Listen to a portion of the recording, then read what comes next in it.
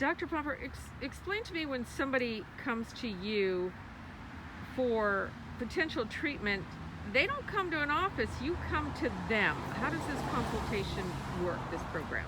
Well, basically, my patients are often patients who have great difficulty getting to a cancer center, especially for repetitive treatments. And as far as I'm concerned, I mean, if you're doing the treatments in a mobile fashion, then you should be able to offer the service that you evaluate the patient also at their home residence. Now, of course, when you're in a house or an apartment or whatever, you might not have all your equipment. So we actually have a small mobile unit, which we bring to their residence, and then we put the patient inside. And we have a lift and a wheelchair lift and everything, so that we can fully evaluate the patient.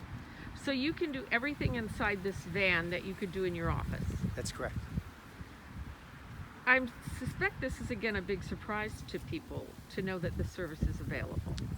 Yeah, I mean, I don't really, advertise. I mean, the people hear about me from word of mouth. Basically, that's my reputation. How did you come up with the concept of consulting at home? Well, actually, it just seemed, if you're going to treat the patient, I mean, what happened was I had a patient once. I mean, this was almost 30 years ago. She came to me from a nursing home when I was at the hospital treating, and she had terrible bleeding from her cervix. And we spent hours there with her so that we could get treatment that day to try to stop the bleeding. And we gave her like 3 treatments.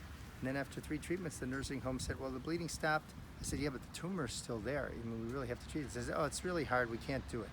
I said, this is ridiculous. You have to be able to treat it. She says, it's really hard. I mean, the bleeding stopped. We're not doing it anymore.